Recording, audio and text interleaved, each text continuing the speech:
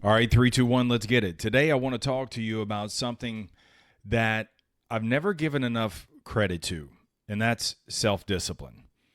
But self discipline, not in the usual, because when you think about it, self discipline is like a grinded out, white knuckle, kind of way. I'm not talking about that at all, but more so self discipline as a power tool. I never used to think of self discipline as a power tool. I thought it more so like a chore, like something, you think of Cameron Haynes or David Goggins, something that's rigid, something that's grueling, something that's a grind.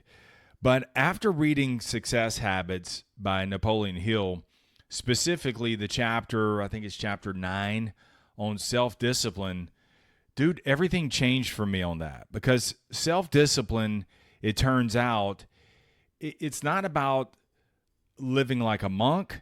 It's not about being this super grinder, superhero kind of guy every hour of the day.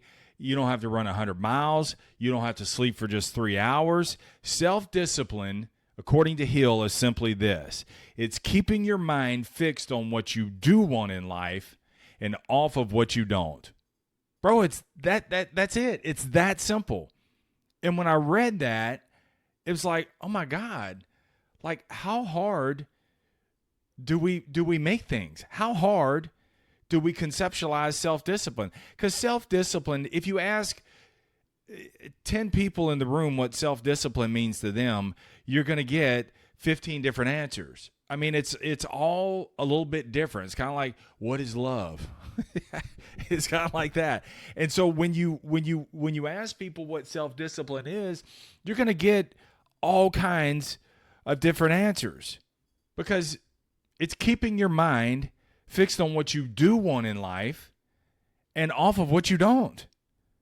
I mean, think about what we're mostly consumed with day in and day out, what we don't want. And I tell my salespeople that, but I'm the same way, even in my personal life. It's like, why are you talking about things that you don't want? Why are you fixated over it? Why are you stressed over it? Because all you're doing is you're reinforcing it. You're breathing life into it. Hell, the Bible even says that life and death come from the power of the tongue. So when we're constantly talking about those things of what we don't want, you literally speak death into your life. You speak death of any future success. You're killing it. And it's not from any people. It's not from any circumstance. It's completely from you. So the first step that you got to do is you got to define what you want. What do you want? That's the first thing. Because being fixated, keeping your mind fixed on what you want, well, hell, you better first know what you want. And even if it's not completely clear, get a general direction. There are 5 pillars in your life for a full-body life. Your faith, your family, which includes your relationships, your fitness. And when I say fitness, I ain't talking about just jacked, chiseled. Okay? I'm talking about mental, emotional, and physical. Your finances, your fulfillment, both professional and creative. You got to fix your mind on those things. But first, you got to define those things. Now, I'm not saying that you're not going to have circumstances. You are going to have circumstances. Circumstances are going to blindside you. You're going to have circumstances that you did not even account for. They will pop up. So I'm not saying you just focus on what you want in life and all that stuff. It's going to fix itself. No, you have to confront those things. You got to deal with those things. But see, you make those decisions in all 5 areas of your life: your faith, your family, your fitness, your finances, your fulfillment. What area is pulling at you right now? What area has blindsided you or is like really aggravating you? Whatever it is, you make your decisions, you resolve those by making your decisions that align with what you do want in life. It's not about ignoring the chaos. It's that you're not going to give it your complete mind share. And that's what self-discipline really is. If you want it in 2 words, mental ownership. Napoleon Hill reminded us that we have complete control over our mind. We do. That's like the only thing. I mean, read Man's Search for Meaning. I mean, that's the atrocities that he was facing in a prison camp. The only thing he had was his mind. Same thing for you. And it may be difficult to acknowledge that at first, but it's because you don't want to take ownership. But when you take mental ownership and you realize you have complete control over your mind, you realize that you have handed over parts of your mind over to people, to circumstances, and your past. And those things are living rent-free in your head. They ain't paying no rent. And all they're doing is they're just taking. And this is why you feel limited. This is why you feel whipped. This is why you have no energy. This is why you're cynical and pissed off at everybody else. Time to take those shares back. You're a majority shareholder of your mind. You are. Now, you may not have realized over the years until now that, okay, I have given free shares of my mind away. Now, what you're going to start doing is, with self-discipline, keeping your mind fixed on what you want and none of what you don't want, this is how you begin to buy your shares back. This is how you begin to take your mind back. This is why I created the Core 6. It's my daily alignment system. I'll send it to you for free. Just DM me on all the socials. Just DM me OYP. I got you covered. But this is what I live by, man. This isn't something I'm just spitting game about. This is what I live by. This is my Core 6. And this is how I stay aligned. And I have a OYP journal, which is Outwork Your Potential. I have a OYP journal that tracks these things. So this is what keeps me accountable and online in the 5 pillars of my life. Not all at once, but intentional. Once all the time, little by little. So let me show you quickly how Napoleon Hill used self-discipline in 4 powerful ways. He had some more, but I just want to unpack these. The first one is he used self-discipline to remove self-imposed limitations. Most of our limitations are self-imposed. And where do they come from? Your past failures, your bad decision, someone else's opinion, probably your family. They mean well, but they're capping you off. But when you fix your mind on what you do want, you build a simple checklist that supports that direction. And what's crazy is when you work this every single day, those limitations actually begin to dissolve because you're no longer staring at a wall anymore. You're building a path forward. That's why I say lay the brick. You do it one brick at a time, man. And as you keep stacking these wins, you reinforce your new beliefs through your actions. Eventually, negative momentum becomes positive momentum, and ultimately, you'll succeed. That's the timeline we're on, eventually and ultimately. Eventually, things are going to tip in your favor. Ultimately, you're going to succeed. Will you have some losses in there? Absolutely. That's part of it. That's how you learn. That's how you realize what you don't want. This is how you improve your efficiencies. This is how you get out there and start reaching out and having other people help you. The decision is yours alone, but you do need other people to help you along the way, and you need to help them along the way. It's not a transaction. You're both transforming each other, and if they don't, then they're not in your camp. The second way Napoleon Hill used self-discipline is by budgeting his time.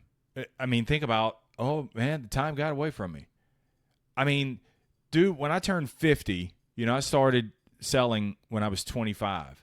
Same place I'm at. And when I turned 50, I'm like, oh my God, I've given half my life to this business. Seriously, bro. Like, I was like, what the hell happened? Where did 25 years go? Where did the time go? And this is why I'm so adamant now about accounting for my time. And this is where my Core 6 actually keeps me on task. And it's super simple, man. I wake up at a set time. Okay? Did you wake up when you said that you would wake up? Look, you can go back to bed later. Like, get up, win the day, then go back to sleep. Get you another 30 minutes here and there. I do that. I got 15 minutes here. I get 30 minutes there. Read for 15 minutes from a random book. Every day, man, I read from a random book. Write for at least 20 minutes. I say one page, write at least one page every day. That's what I had to do to get started. And now it's about 20 minutes.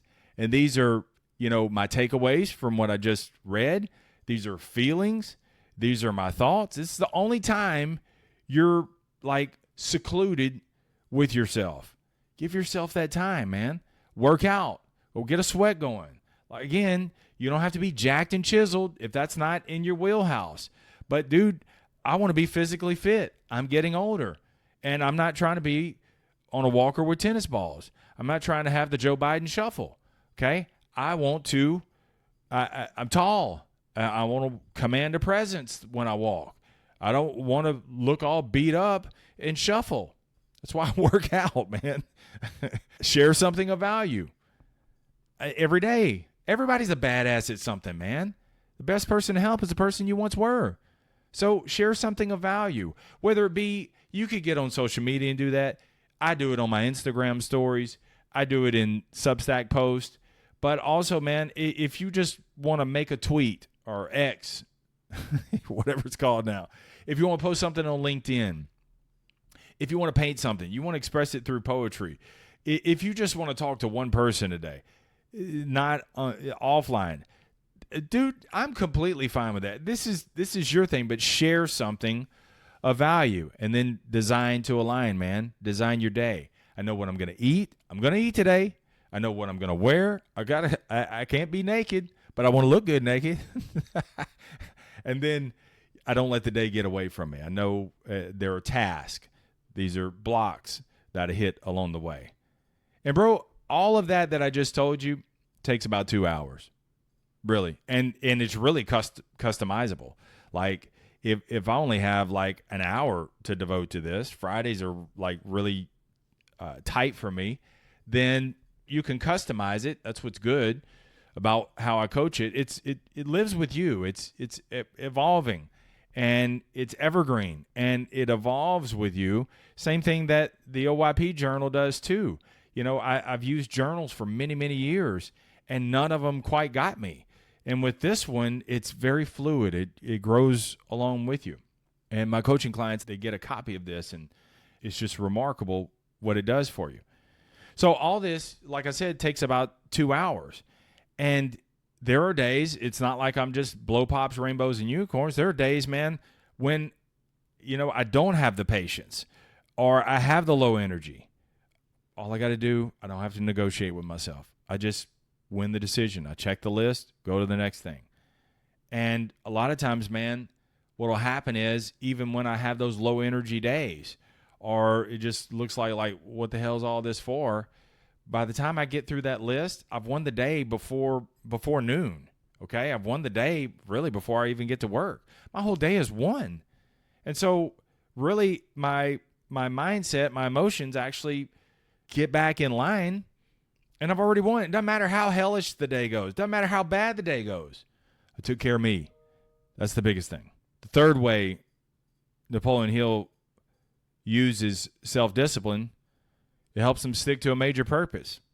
Do you realize, I didn't realize this, do you realize it was like it took Hill over 20 years without compensation to develop the science of success? Bro, would you commit to anything for 20 years? Like, there's no compensation in this, go ahead. But it obviously panned out well. And I guarantee you, if you devote your life to 20 years of anything and you're not worried about what am I getting for this in the next 6 months? No, if you just say, this is my major purpose in life. Andrew Carnegie said, look, if you do this, there's going to be no compensation. I'll help you. I'll give you the tools, but you got to figure all this out. You got to perfect it. And you're on your own with this. You want it or not? And he said, yeah, obviously it panned out for him. Now, you may not know your major purpose in life. That's okay. I didn't either. Sometimes you just got to stumble into it. I did. But if you want a place to look, your major purpose in life is probably through your pain. Your pain is your platform. It really is. And until you analyze that and stare at it, a lot of us don't want to look at that. I had no choice. Okay. I was at rock bottom. I was demoted. I was bankrupt. I was alone. And I was supposed to be well established in my 40s. And here I was completely having to start over. And I'm so grateful for it. It literally saved my life. This was like God's last warning shot to me. I mean, I felt it in my spirit. He's like, I'm going to give you one more shot. But after this, man, you're out of here. And I'm so grateful for it. I'm so grateful to him for it. And so I've used that course 6 to develop my major purpose in life. This is how I discovered the course 6. Nobody taught me this. I just did a little bit every day. I just thought about it a little bit more and did the things that seemed to be working. And I just did more of those things. I mean, imagine like starting over in your 40s, like I could have very easily just sit there and cried and complained and be like, whoa, no, or run and just run to the next thing. No. And it was a painful thing, man, but it's become my platform. And so that is my purpose, my major purpose in life. It's to help successful men who feel stuck get unstuck. That's my major purpose in life. You know, not guys that just don't want nothing in life. I can't do nothing for you in that. Okay? I'm talking about successful men who just like really feel stuck in life, whether they're taking stock at their ages and they're like, you know, whether I've stalled out or I've blown everything up. Okay? You could start over, and you're not starting completely over from scratch. You're starting with experience. I had to leverage that. And so the podcast became my medium to help me. It was my therapy session. It was my way that I stayed accountable. And I love to communicate. And so I said, let me just start here. I didn't know where this thing was going to lead. I didn't know we were going to be the top 3% podcast in the world. I don't even have it's nice. And I do talk about that. I have a desire to be the top 1%, but it's not to be the top 1%. It means that I'm able to get out there to more people. It is scaled to a level that more are listening to it and getting unstuck in their lives. That's the only reason why I say I want to be up there at the top. It's not out of like, oh, so I can get a Lambo. I'll roll in a Honda. My daughter's got a 2013 Honda, and I told her, I laugh all the time. I'm like, you get me a free, you get a scholarship for college because she has straight A's. I'm going to get you a free car. Same thing my dad told me. So I'm going to get you a free car. And I said, and I'm going to take your car. Bro, I'll roll around that 2013 Honda like a champ. I'm 6'3", and I'm going to cram myself up in there. Anyway, so, you know, the biggest thing, man, wherever it is that you are in life, that, you know, you may have like blown things up or you may have stalled out. You just need alignment. And when you get that alignment, you're going to get the energy, you're going to get the ownership, and it's going to keep you on a system. And then the last one, how Napoleon Hill uses self-discipline as a power tool, works through a lack of patience. Admitted, he's like, I have zero patience. And I get that. I have too, many, many times. Many, many times. I've been on the mic before just frustrated as hell. I'm just banging episode after episode. It's like nothing's happening in my life. It was just because it doesn't seem like it's happening, things are happening. They're just happening in the spirit room. But see, you have to understand there's a timing to your time in. First, you got to put in the reps. You don't control the timing, but you do control putting the time in. So even on the days, man, when I want to quit, I just go back to the checklist. That's all I do. And that's what Hill said. He's like, don't think for 1 minute in the 20 years that I'm developing it. Don't think for 1 minute that I just didn't want to quit. There's no compensation for this. There's no guarantees for this. It seems like it's not working. Guarantee you he wanted to. He's like, I just reminded myself on what my major purpose in life was. Okay? That's what he did. And so on those days, man, where it's just like I get reminded that this is a way that keeps me from stalling out again in life. This is how I take on adversity and uncertainty and beat back complacency. And so when I do these things, I'm reminded of my major purpose in life, and my energy shifts when I get done with this checklist. And so I stay aligned and I just stay progressing. So let me ask you a couple of questions for you, because I believe this should be a working podcast, not a feel-good podcast. If you want to go deeper into this, I do have a select few of coaching clients that we can go deeper into this. But if this is good enough for you, you can do it on your own. Cool. And I'll send you the Core 6 at no charge. I have a screensaver on my phone. For those of you looking at the video, it's not really showing because there's too much light in here. But anyway, I'll put it on my Instagram stories. But I'll send it to you. I have it on a screensaver as a reminder, but also I have it on just a daily checklist. So let me ask you this: if you're struggling right now with self-discipline, just wonder about this. Just write these down and maybe answer these. Get started. Like, wake up at a set time, and this will be your one-page writings. Are you reinforcing? Think about this. Are you reinforcing your self-imposed limitations? Are you leaking your time and your energy? Like, where did the time go? It's because you don't have a process. And again, life's not easy, but you can make it simple. Do you know your purpose, your major purpose in life? If you need a place to look at your pain. Stop running from your pain. Actually go into it. This is why confrontation is so key. So if you go into your pain, then you'll realize that could be your platform. And do you have a lack of patience? Could be. Like, we all want it fast and easy, right? But there's a faith component to this. If it was easy and evident, there'd be no need for faith, right? It's not supposed to be easy. It's not going to be evident. You have to earn it, okay? And so there's a faith component to that. And with that, you got to develop the patience. But I think what's interesting is, Hill didn't say this, but I think this.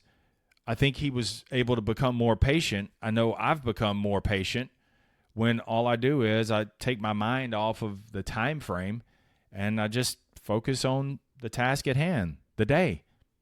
And however it shakes out, I've already won, remember? I've already won.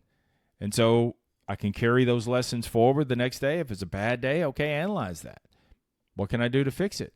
But see, you always put yourself first. And that's what's important on the Core 6. It's putting yourself first. It's a mechanism of putting yourself first. And if you put yourself first, then the world gets the best representation of you. Your family don't want sloppy leftovers. Your relationships don't want sloppy leftovers. Your people at your job don't want an old piece of you, okay? And you're just and the piece they get is just angry and frustrated. People don't want that. I mean, bro, let me tell you something. I'm living proof. I'm 52 years old, and my flesh tells me all the time I'm running out of time. I have plenty of time, but I just don't have a second to lose, all right? Neither do you. Self-discipline is super simple. Keep your mind fixed on what you do want and forget what you don't want. All right? Thanks for sharing this episode. Who needs this episode? Please help share the show. We are worldwide, but we need more people to get this. The only way I can do it is, look, you don't have to leave a rating and review. If you would, that'd be great. But if you would just do one thing, share this, whether it be on your socials, whether you send it in an email to somebody or a text message. Yes, people still use email or text message. Forward this to somebody else and say, man, check this out. Again, I'm just a messenger. It's not about me. I'm just the messenger. I'm just living the message, and I want to share it with you. And I hope in turn that you'll pay it forward and share it with somebody else. All right? With that, keep it simple, keep it moving, never settle, stay tough.